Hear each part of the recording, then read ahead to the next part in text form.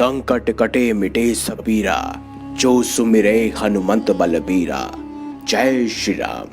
दोस्तों, पवन पुत्र बजरंगबली, हनुमान जी, माता अंजनी और वानर नरेश केसरी की संतान तो हैं, ये आप सब भी जानते हैं।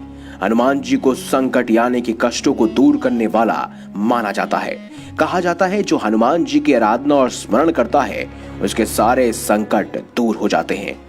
हनुमान जी से जुड़े कई ऐसे किस्से रामायण में लिखे हुए हैं जिनसे ये साबित होता है कि हनुमान जी बहुत शक्तिशाली और पराक्रमी थे।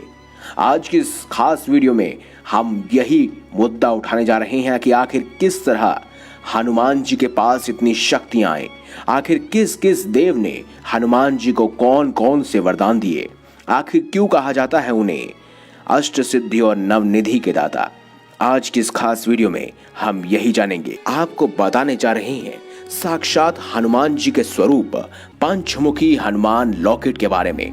इस लॉकेट में साक्षात हनुमान जी वास करते हैं। जिस व्यक्ति के गले में पंचमुखी लॉकेट होता है उसे काल तो क्या, खुद मृत्यु भी नहीं छू सकती। इस लॉकेट के प्रभाव से आने वाले बड़े से बड़े संकट पल भर में टल जाते हैं और दूर हो जाते हैं। इसके साथ मुफ्त मिलेगी मूंगा माला, जो आपकी भक्ति की शक्ति को और अधिक गुना बढ़ा देगी। दोस्तों, पंचमुखी हनुमान लॉकेट के बारे में अधिक जानकारी के लिए अभी कॉल करें 7290061491। इस नंबर पर संपर्क कर आप हमसे पंचमुखी हनुमान लॉकेट के बारे में अधिक जानकारियां जुटा सकते हैं। दोस्तों, अब बात करते हैं हनुमान जी की शक्तियों की। आप सबने हनुमान जी के बचपन से जुड़ा एक किस्सा तो सुना होगा कि एक बार हनुमान जी सूर्य को फल समझकर उसे खाने के लिए चले जाते हैं।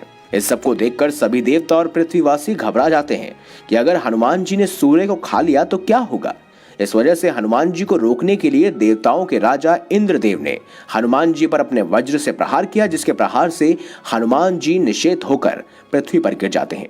क्योंकि हनुमान जी वायु पुत्र थे, जिसकी वजह से वायु देव क्रोधित हो जाते हैं और समस्त संसार में बहने वाली वायु को बंद कर देते हैं, जिसकी वजह से समस्त संसार में हाहाकार मच जाता है। जानवर प्राणी सब एक एक कर मरने लगते हैं। परेशान होकर समस्त देवता संसार के निर्माणकर्ता ब्रह्मा जी के पास जाते हैं और पूरी बात उन्हें बताते हैं। तब ब्रह्मा जी आके हनुमान जी को स्पर्श करके उन्हें पुनः ठीक कर देते हैं। लेकिन उसी दौरान वहां पर समस्त देवी देवता मौजूद थे।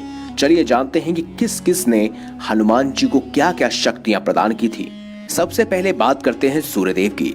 सूर्यदेव ने हनुमान जी को आशीर्वाद के साथ वरदान में अपने तेज का 100वां हिस्सा देते हुए कहा कि जब हनुमान के अंदर शास्त्र अध्ययन को ग्रहण करने की शक्ति आ जाएगी तब स्वयं सूर्यदेव हनुमान जी को शास्त्रों का अध्ययन करवाएंगे, जिससे वह पूरे संसार के सर्वश्रेष्ठ वक्ता और शास्त्र ज्ञानी बनेंगे। उसके बाद यक्षराज कुबेर ने भी एक खास वरदान दिया। कुबेर ने कहा कि किसी भी युद्ध में हनुमान जी के ऊपर किसी भी अस्त्र से प्रहार किया जाए, उसका हनुमान जी के ऊपर कोई भी असर नहीं पड़ेगा।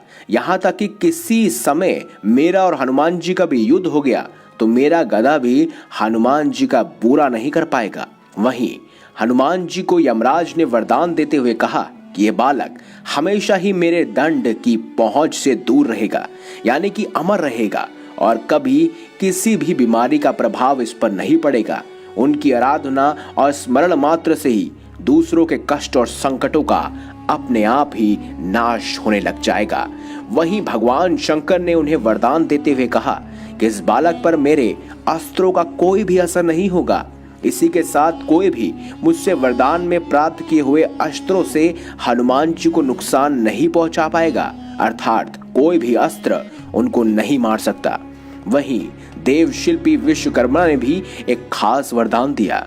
हनुमान जी को वरदान देते हुए देव शिल्पी विश्वकर्मा जी ने कहा कि मेरे बनाए हुए किसी भी शस्त्र से आपका कोई नुकसान नहीं होगा, अर्थात हनुमान जी को कोई अस्त्र शस्त्र नुकसान नहीं पहुंचा सकता। वह निरोगी और चिरंजीवी रहेंगे और उनका वध कभी नहीं किया जा पाएगा। वहीं देवताओं के राजा इंद्र ने उनको वरदान देते समय कहा कि आज के बाद इस बालक पर मेरे वज्र का कोई असर नहीं होगा, अर्थात मेरे वज्र से भी आपका वध नहीं किया जा सकेगा और आप कहीं पे भी किसी भी समय यात्रा कर सकते हैं, यानी कि वो एक पल पाताल लोक तो दूसरे पल स्वर्ग लोक पहुंच सकते हैं और वहीं तीसरे पल भूलोक भी पहुंच सकते हैं। वहीं जलदेव यानी कि वरुण देव ने उन्हें खास वरदान दिया। वरुण देव ने कहा कि उनकी आयु जब 10 लाख वर्ष की हो जाएगी तो भी उनकी मेरे पास और जल के बंधन से मुक्त रहेंगे और इससे उनको कोई भी मृत्यु से जुड़ी हुई हानि नहीं होगी। वहीं ब्रह्मा जी ने भी एक खास वरदान दिया। संसार के निर्माणकर्ता परम पिता ब्रह्मा ने उन्हें दीर्घायु का आशीर्वाद के साथ वरदान देते हुए कहा कि किसी भी युद्ध में इस बालक को कोई भी नहीं हरा पाएगा, किसी भी प्रकार के ब्रह्मदंड का उन पर कोई भी असर नहीं पड़ पाएगा, ना ही उनसे हनुमान का वध किया जा सकेगा। वह अपनी इच्छा से ही किसी का भी रूप धारण कर पाएंगे, पल भर में जहां जाना चाहते हैं वहां जा पाएंगे।